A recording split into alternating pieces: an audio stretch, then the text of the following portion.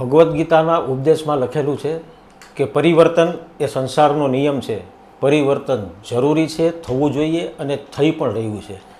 સાંપ્રત સમાજમાં કેટલાક એવા રૂઢિ અને કુરિવાજો આવી ગયા છે કે એમાં પણ પરિવર્તન હવે જરૂરી છે અને લોકો પણ બદલાવ માંગી રહ્યા છે. આ માટે વિવિધ વર્ણ વ્યવસ્થા અને જે સમાજો છે એમાં પરિવર્તન નહીં પરંતુ પુનરાવર્તનની ક્રાંતિનો અત્યારના પવન ફૂંકાયો છે. તમે જોવો શહેરોમાં, જિલ્લાઓમાં દરેક અલગ અલગ જ્ઞાતિઓ પોતપોતાના મવડીઓ સાથે પોતાના રીત રિવાજો અને પ્રસંગોમાં જે કેટલાક કુરિવાજો અને આડખર્ચાઓએ એન્ટ્રી લીધી છે એને કઈ રીતે દૂર કરવા એના વિશે ચર્ચાઓ થઈ રહી છે. એના વિશે આજે આપણે ચર્ચા કરવામાં છીએ. નમસ્કાર, હું બલરામ કારિયા. સનાતન સંદેશના પ્લેટફોર્મ પર આપનું હાર્દિક સ્વાગત છે. આજે આપણે જે મુદ્દા ઉપર ચર્ચા કરવા જઈ રહ્યા છે એના માટે રાજકીય વિશ્લેષક અને વરિષ્ઠ પત્રકાર તેમજ જેને હવે કોઈ ઓળખની જરૂર નથી એવા શ્રી જગદીશભાઈ મહેતા સર આપણી સાથે જોડાઈ રહ્યા છે. જગદીશભાઈ, સનાતન સંદેશના પ્લેટફોર્મ પર આપનું હાર્દિક સ્વાગત છે. નમસ્કાર બલરામભાઈ. સર, અત્યારે જન્મથી લઈ અને મૃત્યુ સુધી દરેક જગ્યાએ એક પ્રકારનું વાતાવરણ ક્રિએટ કરવાનો એક દેખાવડો, જેને કહી શકાય કે દેખાડો, એવો એક માહોલ સર્જાયો છે. જો પહેલાં જન્મ ઘરે થતા હવે હોસ્પિટલમાં થાય છે, પછી એના આપણે જેને શું કહેતા છઠ્ઠી એને હવે બેબી શાવરના નામે લઈ ગયા છે. મૃત્યુની તમે જો બેસણા રાખે છે તો એમાંય સંગીત સંધ્યા જરૂરી છે, થવું જોઈએ, એનો કોઈ ના નથી. પણ એમાં કેટલીક વસ્તુઓ એવી છે અલગ અલગ પ્રસંગોમાં કે જે ખરેખર એમાં રોક લગાવવી જરૂરી છે અને આ માટેના પ્રયાસો થઈ રહ્યા છે. એના વિશે આપ શું કહો છો? જુઓ બલરામભાઈ, છેલ્લા કેટલાય સમયથી વિવિધ ટીવી ડિબેટ્સમાં આપણે જે તે મુદ્દે ચર્ચા કરીએ છીએ, શાયદ એમાંનો સર્વશ્રેષ્ઠ મુદ્દો આ છે જે 18 વર્ણને લાગુ પડે છે. અને બધા આપણે સામાન્ય રીતે એમ કહેતા હોય કે સુબહ કા ભૂલા અગર શામ કો ઘર લોટ આए તો ઉસે ભૂલા નહીં કહેતે. પણ આપણી સુબહથી શામ બહુ વર્ષો વીતી ગયા. અંગ્રેજોના લોર્ડ મેકલોએ જે આપણી શિક્ષણ પ્રથા નાખી આપણી ઉપર લાદી દીધી અને અંગ્રેજોનું શાસન રહ્યું, ત્યારથી આપણે પશ્ચિમીકરણમાં એટલા બધા વયા ગયા હતા કે આપણા જે મૂળ ભાતીગળ સંસ્કાર ને સંસ્કૃતિ, રીત રિવાજ અદ્ભુત હતા એને વિસરી જઈને આપણે કોસ્મેટિક્સ જેવા પ્રસંગોમાં અટવાઈ ગયા હતા, તમામે તમામ સમાજ. અને દાયકાઓ નહીં, સદીઓ સુધી ચાલ્યું, એકાદ બે દોઢ બે સદી સુધી આ ચાલ્યું. લોકો લગ્ન પ્રસંગથી માંડીને તમામ 16 સંસ્કાર છે એમાં અલગ અલગ અલગ પ્રકારે નવીનતામાં માનતા ગયા. જેમ તમે જ હમણાં ઇન્ટ્રોમાં કીધું, આપણે જ્યાં છઠ્ઠી કે ત્યાં બેબી શાવરવાળી વાત, એમ તમામ લોકો પોતપોતિકા મૂળ ભાતીગળ સંસ્કૃતિને ભૂલી અને દેખાડા, જેને કહી શકાય શોમેનશીપ, એ તરફ વયા ગયા હતા. હવે આઝાદીનો અમૃતકાળ ચાલે છે એટલે સુબહ કા ભૂલા બહુ મોડું તો થઈ ગયું, પણ દેર આયે દુરસ્ત આયે. હવે બધા રિટર્ન વિથ થેન્ક્સ, બધા પરત ફરી રહ્યા છે. અને સૌથી ધ્યાનાકર્ષક વાત જો અગર કોઈ હોય બલરામભાઈ, તો હવે પછી પુનરાવર્તનની સામાજિક ક્રાંતિ જે આવી રહી છે એ જેને ઉચ્ચ વર્ણ નહોતા ગણતા એવા લોકો તમે કહો તો ત્યાંથી શરૂ થઈ છે. હવે ઉચ્ચ વર્ણ તો બાકી છે, એનું અનુકરણ કરવામાં શરૂઆત તો અહીંથી થઈ છે. આપણે એક જમાનામાં રાજસ્થાન ને હરિયાણામાં ખાપ એ પંચાયત મળતી હતી, ખાપ. તો આપણે એમ માનતા હતા કે આ તો બહુ ઓનર કિલિંગ જેવી વાતો છે કે ભાઈ તમારા બધાના પ્રશ્નો હોય, ઘર ઘરાવ, દેરાણી જેઠાણી, સાસુ ને વહુ ને દીકરો ને બાપ ને મિલકત ને ફલાણું ને ઢીકણું, જે કાંઈ પ્રશ્નો હોય એ આપણે એમ માનતા હતા કે અદાલત જ એમાં નિર્ણય થઈ શકે, આ સમાજના કોઈ ઠેકેદારો શું કામ થઈ શકે. પણ કોઈને ખબર નથી કે આ કેટલી મોટી આપણી સામાજિક વ્યવસ્થા હતી કે તમારે ક્યાંય ગામ ગધેડો કરવાની જરૂર નહીં. તમારી ખીચડી તમે ચોળીને ખાઓ, આ ઘરની વાત ઘરમાં રહી જાય. ઘરની વાત ઘરમાં રહે, બહાર ગધેડો થાય નહીં. તો એ જે આપણું બંધારણ, જેને શબ્દ આ લોકો અત્યારે તમામ સમાજ જે સુધારા કરીએ એને લોકો શબ્દ વાપરે છે બંધારણ. વાસ્તવમાં બંધારણ તો બાબા સાહેબ આંબેડકરનું જ છે ને, એ જ ચાલવાનું દેશમાં. પણ એને આચાર સંહિતા એવું નામ આપવું જોઈએ, આચાર સંહિતા. આપને કહું બલરામભાઈ, અત્યારે ગુજરાતમાં હું થોડીક યાદી તમને વાંચું, કેટલા સમાજના લોકો પોતપોતાના જિલ્લા તાલુકા કક્ષાએ સંમેલનો કરી રહ્યા છે અને એમાં પોતપોતાની રીતે સામાજિક સુધારણા, એના કોઈના 16 મુદ્દાના કાર્યક્રમ છે, કોઈના 24 મુદ્દાના, કોઈના 20 મુદ્દાના, કોઈના 18 મુદ્દાના અલગ કાર્યક્રમો યોજી રહ્યા છે અને સમાજને કહે છે કે આ બધાએ પાળવું રહ્યું. 42 ગામ શ્રીમાળી બ્રાહ્મણ સમાજ, પછી રબારી સમાજ, ભાવનગરનો ભરવાડ સમાજ, પંચાલ સમાજ, ગાંધીનગરના જે દેસાઈ ભાઈઓ કહેવાય રબારી, એ પણ રબારી સમાજ, જેમાં રઘુભાઈ દેસાઈ એના પ્રમુખ છે, પૂર્વ ધારાસભ્ય છે વગેરે. 5 પરગણા ઔદિત્ય બ્રહ્મ સમાજ. આમ તમે જુઓ ને તો આ ચિનગારી અહીંથી થઈ છે. 5 પરગણા ઔદિત્ય બ્રહ્મ સમાજ એટલે કે લાઇમલાઇટમાં આ જે સુધારા થઈ રહ્યા છે ને, પુનરાવર્તનની એ શરૂઆત અહીંથી, એટલે લાઇમલાઇટમાં અહીંથી આવી. શું કામ? કિંજલબેન દવે, એણે સગાઈ તોડી અથવા તો એ તૂટી અને એણે જ્યારે બીજા જ્ઞાતિમાં જૈન સમાજમાં લગ્ન કર્યા અથવા તો એની સાથે નાતો જોડ્યો, ત્યારથી આમ જુઓ તો લાઇમલાઇટમાં આવ્યું. પણ બાકી સબમરીનની જેમ અંદર ખાને બધા જ સમાજમાં આવા સુધારાની અવકાશ હતી જ અને વાતો ચાલતી જ હતી. એટલે એ 5 પરગણા ઔદિત્ય બ્રહ્મ સમાજ, પછી ઠાકોર ચૌધરી સમાજ, ગેનીબેન ઠાકોર, અલ્પેશભાઈ ઠાકોર વગેરે. હવે અધૂરામાં પૂરું હતું તો પાટીદાર સમાજ, કડવા પાટીદાર, હમણાં પરસોત્તમભાઈ રૂપાલાએ જ વાત કરી છે. 42 ગોળ આંજણા ચૌધરી સમાજ, દાહોદ કોળી સમાજ, રાજપૂત જાગીરદાર સમાજ, નાય સમાજ અને આહિર સમાજ. આટલા તો અત્યારે લિસ્ટેડ છે એમ કે તો હાલે, જેનું જાહેર થઈ ગયું છે કે જેના બંધારણો જાહેર થઈ ચૂક્યા છે. તો સવાલ એ છે ભાઈ બલરામભાઈ, આ જે પુનરાવર્તન જે શું છે? એ છે ઓલ્ડ ઇઝ ગોલ્ડ. આપણું જે અંગ્રેજો દ્વારા અથવા તો અંગ્રેજોની કોપી કરીને આપણું બંધારણ કરવામાં આવ્યું છે, એવું જે લોકો કાયદા કાનૂન કરવામાં આવ્યા છે એવું જે લોકો માને છે, એમાં શું છે? 18 વર્ષની દીકરીને 21 વર્ષનો દીકરો, એ પછી જૈવિક રીતે તમારો છે ખરો, પણ ન રહેવું હોય તો કાંઈ નહીં, એ એની ફાવે એમ કરે. તમે ખાલી એના બાપા છો એમ કહેવાનું. ન તમે દીકરીને કાંઈ કહી શકો, ન તમે દીકરાને કાંઈ કહી શકો, ખાસ કરીને જીવન સંગીની પસંદ કરવામાં. અને ત્યાંથી તો આપણું જો આ હિન્દુસ્તાની જે આપણી આખી રિયાસત છે ને, ધરોહર જે છે, એમાં 16 સંસ્કારમાં સર્વશ્રેષ્ઠ તો લગ્ન જીવન છે, કારણ કે ત્યાંથી જ આખી જન્મારા શરૂ થાય છે.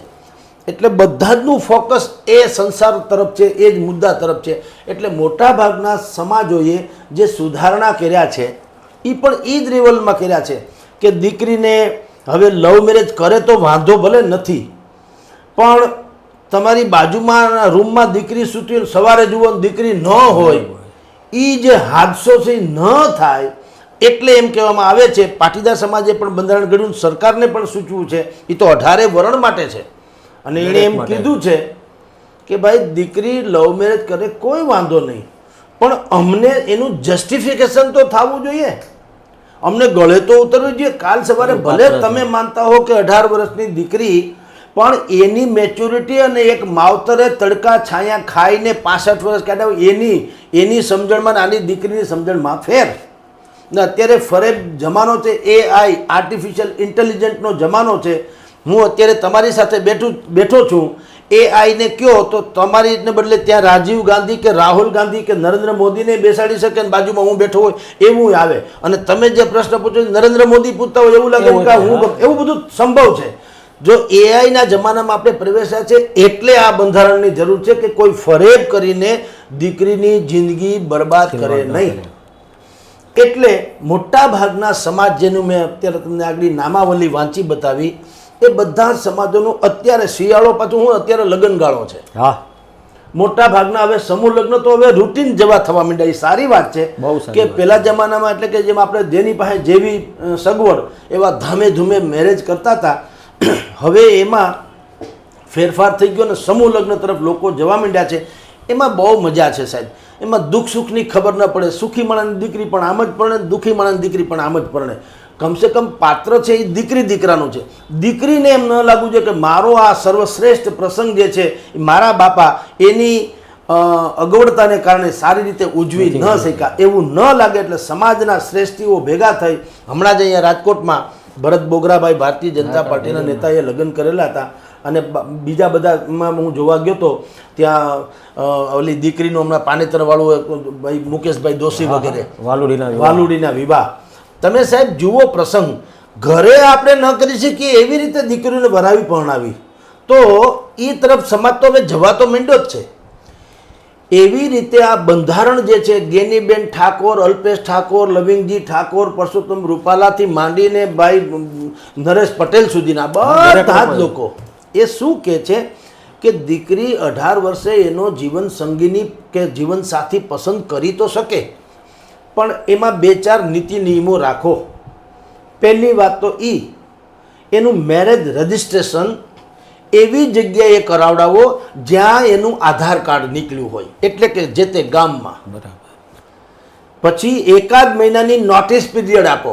માવતરને કહો કે તમારી દીકરીને અમે એટલે કે સામે પક્ષવાળા હોય એક નોટિસ મોકલાવે કે તમારી દીકરીને અમારા દીકરાને પ્રણય સંબંધ થયો છે, એને હવે લગ્નમાં પરિવર્તિત કરવો છે, તમને કંઈ વાંધો ન હોય તો અમે 100 તારીખે લગ્ન કરવાના છીએ. તો એનાથી શું ફેર પડે એ કહું છું. સંભવ છે કે માવતરને ખબર નથી સામેનું પાત્ર સારું છે કે ખરાબ. સારું હોય તો એક્સેપ્ટ કરી લે ને, સારી રીતે કરે તો બિલકુલ સારી રીતે એક્સેપ્ટ કરી લે. ખરાબ હોય તો એ 5 જણાને વચ્ચે રાખીને એ આખી દુર્ગતિ અટકાવે. તો આ જે સમયગાળો છે બહેતરીન છે 1 મહિનાનો. પછી એણે એમ કીધું કે એમાં ઉપરાંત એક સોગંદનામું કરાવડાવવાનું કીધું. સોગંદનામામાં એવું છે કે જે તે વ્યક્તિ, મેં હમણાં તમને એઆઈની વાત કરી એમ સામેવાળો માણસ છોકરો કે છોકરી કોઈ પણ એ ઇધર જેમ આપણે ત્યાં લૂંટેરી દુલ્હન નથી આવતી, આપણે છોકરાની જ વાત કરીએ સામાન્ય રીતે. ફરેબની વાત આવે ત્યારે સમજે ત્યારે છોકરા જ ખરાબ કરે એવું નથી. આ લૂંટેરી દુલ્હનની જે સંબંધ એ શું છે એ આવે ત્યારે કોઈ એક પરિવારની દીકરી છે અને એવું બધું કહીને આવતા હોય અને જ્યારે કે તમે લગ્ન આગલી રાત થાય બધું લઈને વહી જાય. તો હવે આ લોકો એમ કહે છે કે તમે સોગંદનામું કરાવડાવો. લવ મેરેજ જેવા કિસ્સાઓની વાત છે, એરેન્જ મેરેજમાં નહીં. કે ભાઈ સામેનું પાત્ર કોણ છે, પછી એને કોઈ જૈવિક રોગ જેને કહેવાય જીવલેણ અથવા તો અસાધ્ય એવો કોઈ રોગ છે કે કેમ, પછી એની મૂળ એની પાસે સંપત્તિ કેટલી ને પોતાના ભાગમાં કેટલી આવે એમ છે, અને એ સંપત્તિ જેટલી પણ એની પાસે આવે એમ છે એની 50% એ અત્યારે એની ભાવિ પત્નીને આપવા માગે છે કે કેમ. આવા બધા બંધારણો એ બિલકુલ શ્રેષ્ઠતમ બંધારણોમાંનું એક છે. તો આવા બધા નીતિ નિયમો હવે તમામ સમાજ લોકો, મેં તમને કીધું તેમ બધા લોકો કરવા જઈ રહ્યા છે. અને એ જે લોકો આપણને અત્યારે ચર્ચામાં સાંભળતા હોય તે અથવા તો ભવિષ્યમાં ક્યાંય બી તમે જાહેરમાં આવું કરો ત્યારે કેટલાક તથાકથિત સુધારાવાદીઓ જે છે એ શું કહે છે કે આ તો ખાપ થિયરી જેવું છે, જૂનવાણી સિસ્ટમ છે, આ તો તમે દીકરી ઉપર થોપી બેસાડો છો, તમારો એકાધિકાર આમ તેમ. પણ ભાઈ મેં એક જગ્યાએ કીધું, આપને કહું છું, લવ મેરેજના કિસ્સામાં ભાગીને લગ્ન થતા કિસ્સામાં ઉંમર બરાબર છે 18 ને 21 ઓકે, પણ ન કરે નારાયણ અને દીકરી દુઃખી થાય તો હું એમ કહું છું કે જે અદાલતે અથવા તો જે બંધારણે જે કાયદાએ એને લગ્નની છૂટ આપી છે એ પછી એને ત્યાં ખીચડો દેવાય એ મકર સંક્રાંતિએ જવાનું નથી, એ રાખડી બાંધવા આવવાનું નથી, એ દુઃખ સુખ પૂછવાનું નથી, દેરાણી જેઠાણીના ઝઘડા હોય તો સમાધાન કરાવવાનું નથી. પેલો માણસ કે પેલી સ્ત્રી ખરાબ નીકળી હોય, ખોટી ફરેબી, તો શું કરવું એનો કોઈ એની પાસે નથી. તમે ફરિયાદ કરો તો કેસ હાલે, ફરિયાદ ન કરો તો તમે ઘેરા ભોગવો. જ્યારે કે એરેન્જ મેરેજમાં બલરામભાઈ એટલી બધી વ્યવસ્થા હોય, 5-50 ડાયા માણસો ભેગા થયા હોય, કુટુંબો હોય, વડીલો હોય, એકબીજાની વાડ વગર વેલો ન ચડે, એ જે કહેવત છે એ રીતે એરેન્જ મેરેજ થાય છે. એટલે હવે આ બધો સામાજિક સુધારણા તમે જે પ્રિએમ્બલમાં બોલ્યા, શરૂઆતમાં તમે જે કીધી વાત સાચી છે કે પરિવર્તનનો પવન તો ફૂંકાતો આપણે સાંભળ્યો હતો, આ પુનરાવર્તનનો પવન ફૂંકાય પહેલી વાત સાંભળી રહ્યા છે. બિલકુલ સારી વાત છે અને હું એને સારી દિશા તરફ જતો જોઈ રહ્યો છું. જી, ખૂબ સરસ વાત કરી જગદીશભાઈ આપે. પણ હવે જે રીતે તમે આ 18 અને 21 વર્ષના સંતાનો માટેની જે વાત કરી છે, આ વિવિધ સમાજો અત્યારના જે સામાજિક બંધારણ ઘડવા જઈ રહ્યા છે એમાં એના પછીના પગથિયાઓ પણ છે. અરેન્જ મેરેજમાં પણ હવે તમે જોવો એમાં સગાઈ હોય તો બારોબાર પાર્ટી પ્લોટ રાખવા, આટલું ચલાવવું, લગ્ન હોય તો pre wedding, party plot, welcome gate, હવે તો સાસણ કે એ સિવાયના શહેરોમાં જેને કહેવાય છે કે ડેસ્ટિનેશન વેડિંગ, લાખો કરોડો રૂપિયાનો ખર્ચ થાય છે. દરેક મા બાપ આ ખર્ચનો બોજો ઉઠાવી નથી શકતા, પણ ક્યારેક સંતાનોના શોખ પૂરા કરવા માટે, શોખ તો નથી કહેવાતા પણ જીદ પૂરી કરવા માટે એ મકાન, મિલકત અને અમુક સંજોગોમાં સ્વમાન ગીરવે મૂકીને પણ પૈસા લાવે છે અને સંતાનોના સુખ માટે આવા લગ્નો કરતા હોય છે. પણ હવે જે રીતે જાગૃતિ આવી છે વિવિધ વર્ણ, જે તમે આપે વાત કરી મુજબ કે પરિવર્તન અને પુનરાવર્તન, કે જૂની રૂઢિ હતી એ મુજબ જ હવે તો ઘણું બધું થઈ ગયું છે. એમાં રૂઢિચુસ્ત કહી શકાય એવા સમાજમાં છે ને એ લોકોએ આ સ્વીકારી લીધું છે. પણ જે ખરેખર સ્વીકારવાની વાત છે એ લોકોમાં કેટલો બદલાવ આવશે એ તો ખબર નથી. પણ જે પરિવર્તન છે કે જે કાંઈ આમાં આ લોકો વિચારે છે કે આટલું કરવું જોઈએ, તો એમાં સાહેબ કોઈ અડચણ કે અવરોધ સમાજમાંથી પણ ઊભા થઈ શકે?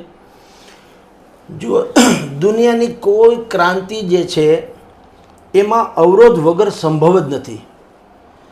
કોઈ બહુ મોટા ફિલોસોફરે બહુ સારી વાત કરી છે કે તમે સીધા માર્ગે જતા હો ને વચમાં અવરોધ ન આવે તો સમજવું તમે અવળા માર્ગે છો. સ્વામી વિવેકાનંદનું સૂત્ર હતું. ક્યાંક અવરોધ આવે તો સમજવું સમથિંગ તો કંઈક ઠીક છે, બાકી બિલકુલ તમને એમનેમ સીધે સીધું અને બિલકુલ નિર્વિરોધ તમે હાલે જતો તમે અવળે માર્ગે છો. પણ તમે જે બલરામભાઈ પ્રશ્ન કર્યો તેમ હવે જે પુનરાવર્તનની ક્રાંતિ થઈ રહી છે રાધર સમાજમાં ચારેકોર, એમાંય અવરોધો બુદ્ધિપૂર્વક આવવાના ને આવી રહ્યા પણ છે. હું એક એક્ઝામ્પલ આપું. ગેનીબેન ઠાકોર, અલ્પેશભાઈ ઠાકોર, લવિંગજી ઠાકોર ઇત્યાદિએ કોળી ઠાકોર સમાજનું બંધારણ 18 મુદ્દાનું ઘડ્યું. એમાં તમે કીધું એ આવી બધી બાબતો તો છે જ કે ભાઈ દહેજમાં કેટલું દેવું ન દેવું, સમૂહમાં લગ્ન કરવા, કોઈ એક ચોક્કસ દિવસે જ લગ્ન કરવા, બને ત્યાં સુધી વર્ષમાં 2 જ વખત લગ્ન કરવા, અને પ્રેમ લગ્ન વગેરેની સ્થિતિમાં તો બધા સમાજનો અને એના માવતરનો રજામંદી વગેરે વગેરે તો છે. પ્રી વેડિંગ ને આ તેની બધું ડિંડક જેને કહો તો એ બંધ કરવાની એમાં આહવાન કરવામાં આવ્યું. હવે એમાં જુઓ અવરોધ, એમાં એમ કીધું આ ડીજે બીજે કંઈ હોવું ન જોઈએ. તો ડીજે વાળાના એસોસિએશન હતું, એણે શું કીધું ખબર છે? એ કે તમે ડીજે વગાડવા નહીં દો તો અમારી રોજી રોટી તો જવાની, તો અમે દારૂ બનાવશું. લે હાલે. એટલે આવા અવરોધ તો આવવાના સાહેબ. કારણ કે તમે જુઓ, જો અત્યારે જે રીતે બંધારણ ઘડવાની આ સમાજ વાત કરે છે, તમામ સમાજના નેતાઓ, અગ્રણીઓ વગેરે વગેરે, તો કેટલા ધંધા ઉપર અસર થવાની. અત્યારે જે પાર્ટી પ્લોટ્સ રાખે છે એમાં શૃંગાર કરનારા જુઓ, કેટરિંગ કરનારા જુઓ, ડ્રેસિંગ કરનારા જુઓ, પાર્લર, બ્યુટી પાર્લર જુઓ, મહેંદી મૂકનારા જુઓ, કેટલું હોય છે, ફોટોગ્રાફી ને વિડીયોગ્રાફી ને વગેરે વગેરે. હવે આ જે વાતો છે સાદગીવાળી, એમાં આ કશું જ આવતું નથી. બને ત્યાં સુધી લિમિટમાં આવે છે બંધ કઈ નહીં થાય સર. વસ્તુ એવી છે કે જે વધુ પડતું જે છે, હવે તમે જુઓ એન્ટ્રી ગેટથી લઈ અને મંડપ સુધીમાં તમને કહું લાખો રૂપિયા, 5 લાખથી શરૂઆત થઈને 50 લાખના 2 કરોડના સેટ થાય છે. કરે જેની પાસે છે, શોખથી કરી શકે, કોઈને આમાં મનાઈ નથી હોતી. પણ જે નથી ને એ ખોટા ઢસડાય છે દેખાડો કરવામાં. જો બલુભાઈ એના માટે હા, એક વાત તો છે, જો છે એ કરે એનો અધિકારી છે, પૈસા એને મેળવ્યા છે તો કરે, ન કરે તો કંઈ આ લોકો એની પાસેથી છીનવીને કરતા નથી.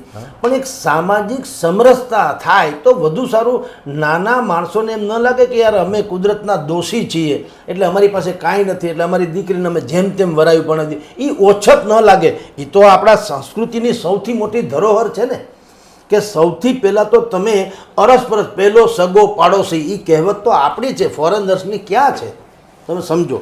એટલે લોર્ડ મેકેલોથી માંડીને જેણે પણ આપણી ત્યાં શિક્ષણ પદ્ધતિ માંડીને સામાજિક રૂઢિરિવાજો જેણે આપણને ઘુસાડી દીધા એમાંથી બહાર આવવાના તો આ પ્રયાસો છે. એટલે બાકીના જે કેટલાક મેં તમને આ એક એક્ઝામ્પલ આપ્યું ડીજે ને દારૂવાળું, એવા કેટલાક આવવાના કે ભાઈ તમે એક આખી અત્યારે તો તમને ખબર છે લગ્નની એક આખી ઇન્ડસ્ટ્રીઝ બની ગઈ છે ઇવેન્ટ મેનેજમેન્ટ છે, ઇવેન્ટ મેનેજમેન્ટની. હવે એ જો આ બધા જ સમાજો ક્રમશઃ અત્યારે શરૂ થયું છે, ન કરે નારાયણ, જેમ આપણે પશ્ચિમી સંસ્કૃતિ સ્વીકારીએ એમ હવે આપણી ઓરિજિનલ આપણી સંસ્કૃતિ સ્વીકારી લઈએ.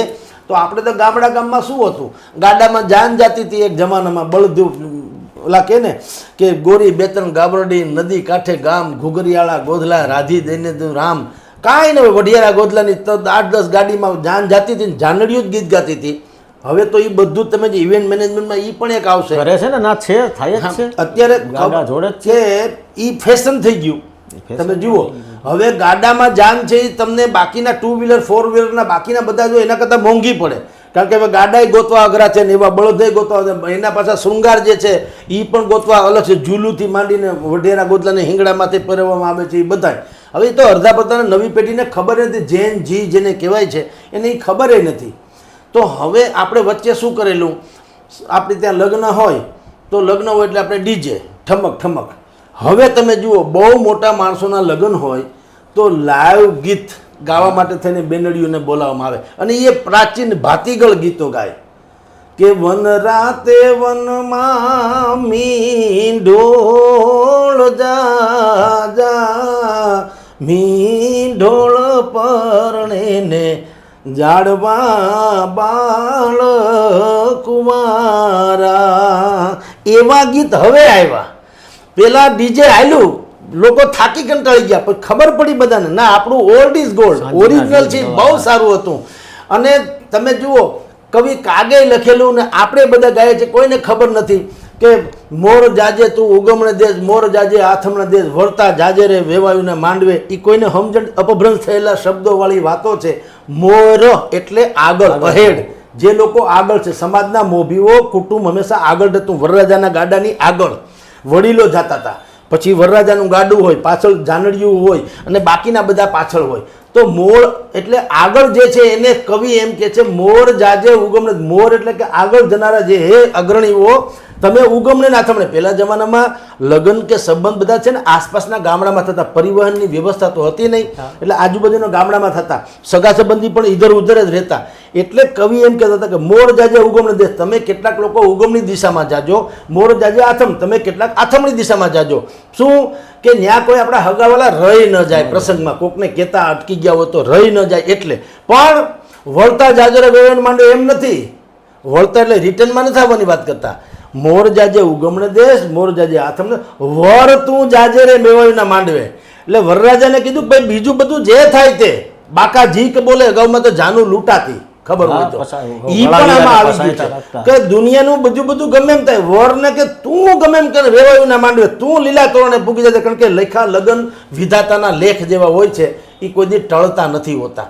એટલે એ જે સેન્સ જે છે એ હવે પાછી રિટર્ન આવી રહી છે. આ બધા જ સમાજ જે સુધારણા કરાવી રહ્યા છે એ શું કહે છે કે ભાઈ આપણે આ બે આત્માના મિલન જેવી વાતો છે, લગ્ન છે, લગ્ન જે છે એ પ્લાસ્ટિકનું નથી વાતો. નજાકત પશ્ચિમી અદા હૈ ઓર શર્મ હિન્દુસ્તાન કા ગહેના. તો આ કઈ જેવી તેવી વાત છે નહીં, આપણે 7 ભવના જન્મારાની વાત છે ને. પરદેશમાં લેડો લેડી છે, આપણે લેડો લેડી નથી.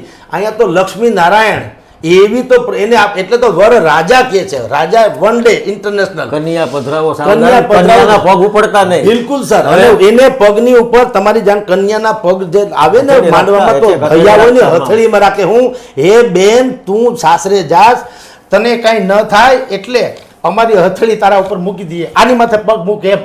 આ એની લાગણી છે સાહેબ, સમજો બેન પ્રત્યેની. હવે એ જે આખી સંવેદના ભરી લાગણીની વાતો હતી, લગ્ન પ્રસંગ જે છે ને આખે કોઈ લાગણીના માંડવાને એના તાતણે ચડાયેલો સંબંધ હતો.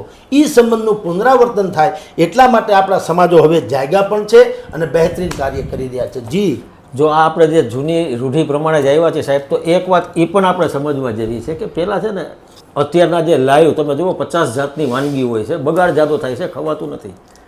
પહેલાંના જે આપણે જમણવાર થતા એમાં નીચે પંગતો બેસતી, પીરસણી આવતા, રસોડું સંભાળાય તો રાજા કહેવાતો. સાહેબ એના વિશે થોડીક દર્શકોને માહિતી આપો. એ આખી પરંપરા અને રૂઢિ શું કામ હતી? બહેતરીન પ્રશ્ન છે બલરામભાઈ. જે સમાજ આપણું આ મેટર સાંભળતા હશે, હું તો કહું કે દરેક સમાજે એનું સમાજનું જ્યારે સંમેલન થાય ને ત્યારે આ કટકો એમાં મૂકવો જોઈએ. અત્યારે તમે જુઓ, મેરેજ બ્યુરો નામની એક આખી સંસ્થા, એક પ્રણાલી શરૂ થઈ છે.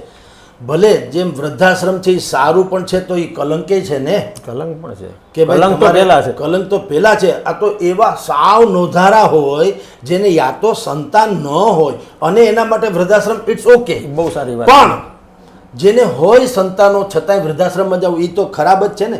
એવી રીતે મેરેજ બ્યુરો, તમે કલ્પના કરો તમારી ને મારી દીકરી કે દીકરો એ જવાન થાય તો આપણા કુટુંબમાં એટલા કોઈને ખબર ન પડે કે એને સમવયસ્ક કે એને યોગ્ય એવું પાત્ર ન મળે, કે આપણે એક જણસ વેચવા જતા હોય માર્કેટિંગ યાર્ડમાં, જેમ કોઈ કપાસ માંડવી, એમ તમે તમારા દીકરાની નામનું રજીસ્ટ્રેશન કરાવવું પડે.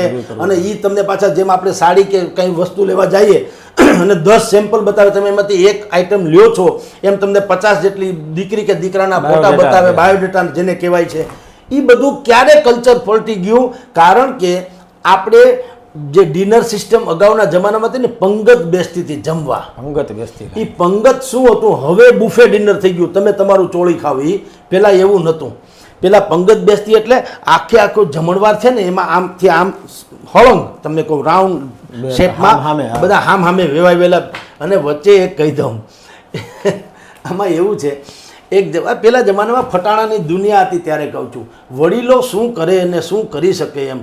એક ભાઈને એવું થયું, મારા જેવા યંગસ્ટર હતા તમારા જેવા, તો એને એમ થયું કે ભાઈ આપણે ગલડા બલડાને નથી લઈ જવા, આપણે જવાનડા ભેગા થઈએ અને જાન લઈને જઈએ, ડિસ્કો કરીએ, મજા કરીએ. આ ગલડા બલડા હોય મજા ન આવે.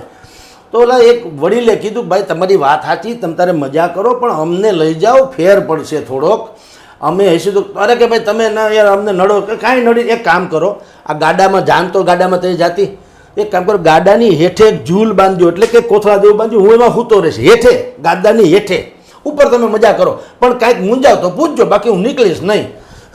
હવે એ ગાડાની વેલ, જેને વેલ કહેવામાં, એ બધી વેરડા બધા આવ્યા, તો નદીના કાંઠે ઊભા રહ્યા, તો સામેથી વેવાઈ આવ્યા.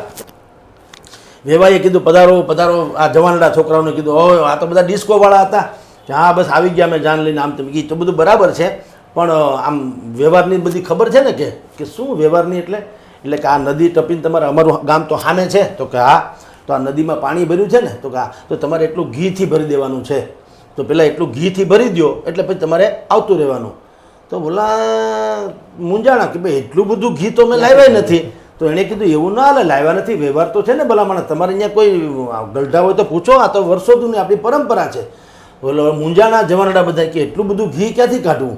એટલે પછી કોકે આઈડિયા કર્યો, પેલા બાપા નથી આપણે ભેગા લીધા, એને પૂછી લ્યો ને, એ કંઈક રસ્તો બતાવે ખબર પડે.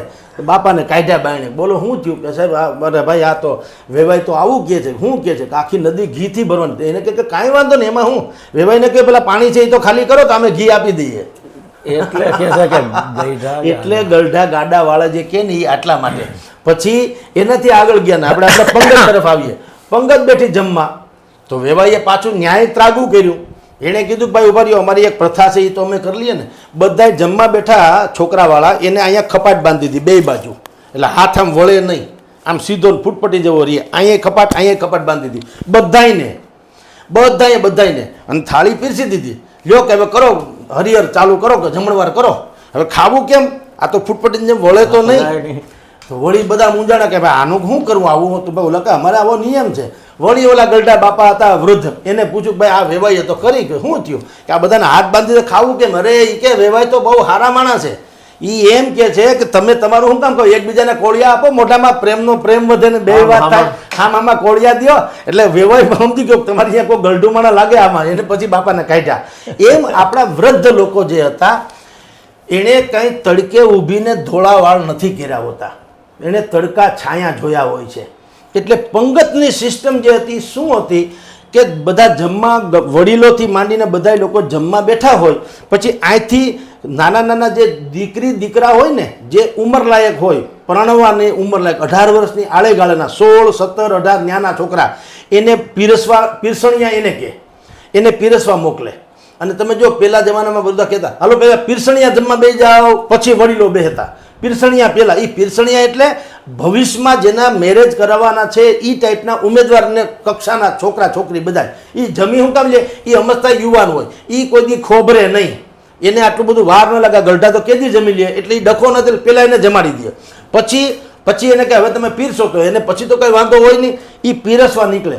હવે 16 વર્ષની દીકરી અહીંથી નીકળે, દાળ પીરસે કે બુંદી કે ગાંઠિયા કે જે પીરસે, અહીંથી પીરસતી પીરસતી પીરસતી નીકળે, એટલે તમારી જાણ ખાતર ત્રીજે ચોથે ઠેકાણે પૂછે તો કોક હંમેશા આખું વાતું કરી લે.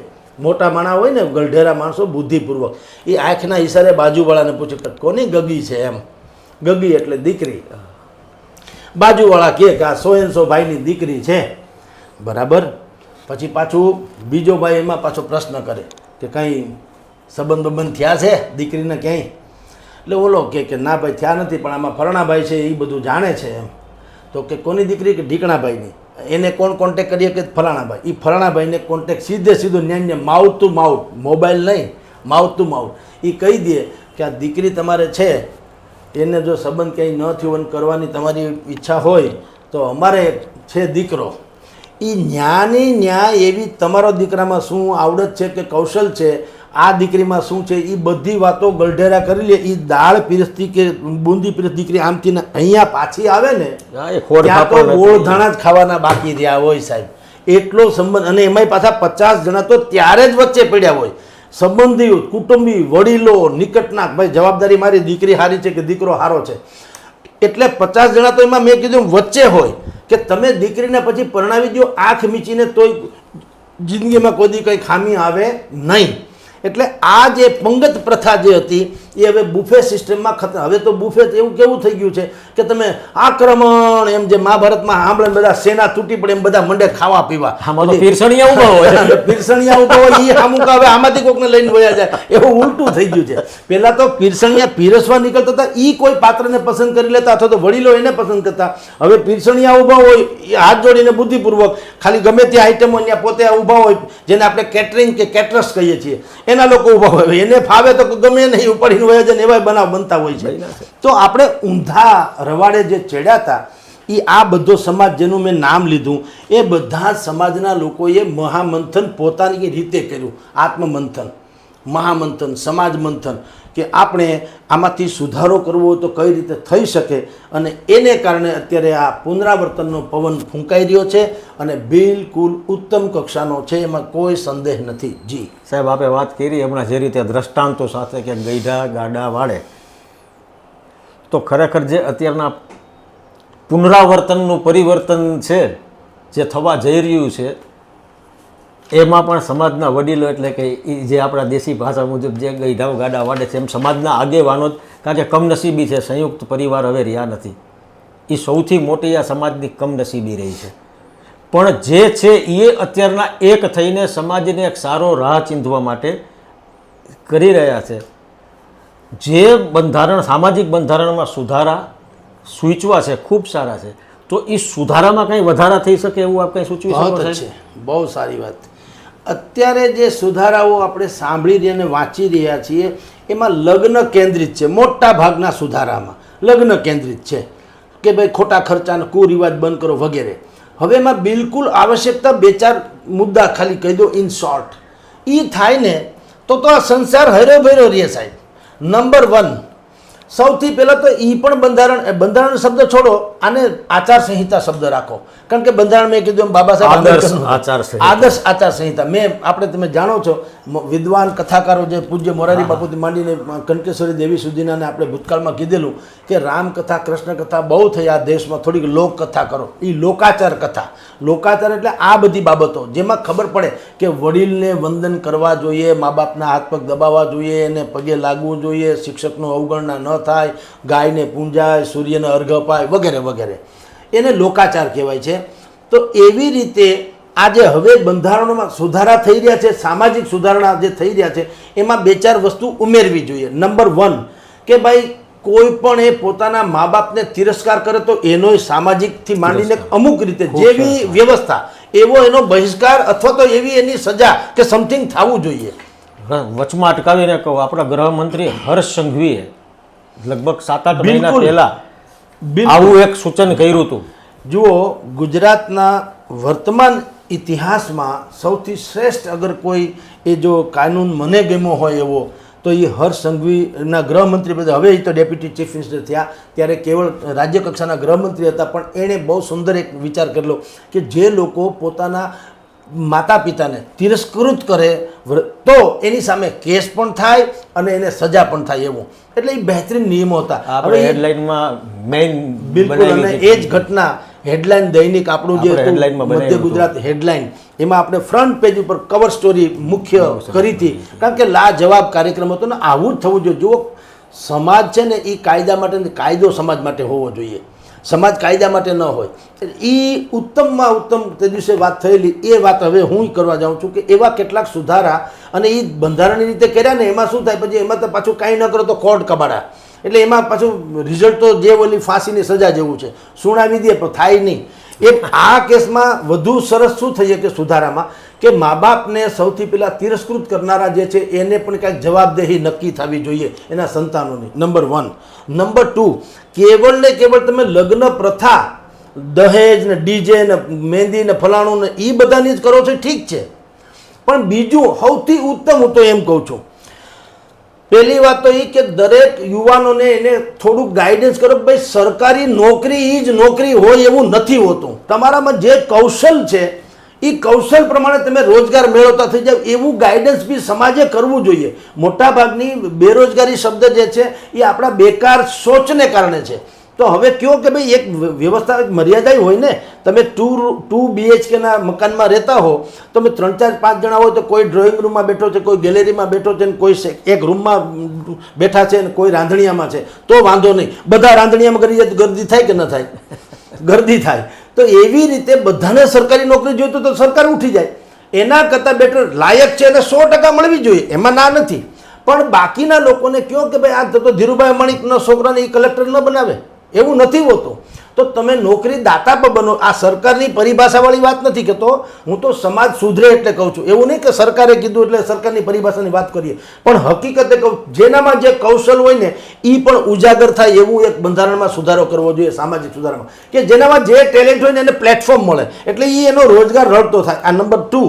અને નંબર 3 એનાથી પણ બહેતરીન કે જો આ હવે હું જે 3જા નંબરનો સુધારો કહેવા જઈ રહ્યો છું, માની લો કે જો એ કરવામાં આવે તો મોટા ભાગે આમાં રામ રાજ્ય સ્થપાઈ જાય. સાહેબ, સમાજના તમામ નેતાઓએ એમ કહેવું જોઈએ કે અમારા સમાજના દૂષણ, જે અપરાધિક તત્વો છે, જેને એક ધંધો છે અપરાધનો, આવેગમાં કે આવેશમાં આવીને થઈ જનારી ઘટનાઓની વાત નથી કરતો, કારણ કે અકસ્માત થાય એટલે વાહન ઉપર પ્રતિબંધ ન મુકાય કે રોડ બંધ ન કરી દે, અકસ્માત હોતા હે, પણ કોઈ દારૂ પીને નીકળીને કોકને હડફેટે લઈને જીવન, જેમ કે આજે જ અમદાવાદમાં થયું, 7 વાહનોને કતરી નાખ્યા ને એવું તેવું, એવું જે છે એવા જેને ધંધો બુટલેગરનો છે, જેને ધંધો ચોરીનો છે, જેને ધંધો છેતરપિંડીનો છે, જેને ધંધો ધોખો દેવાનો છે બીજા કોઈને, જેને બીજું કોઈ દુષ્કૃત્ય ધંધો છે, માફિયાગીરીથી માંડીને અનેક પ્રકારનો, એવા જેને દૂષણ કહી શકાય, એની ઉપર કોઈ પણ હિસાબે કાંઈક નિયંત્રણ આવે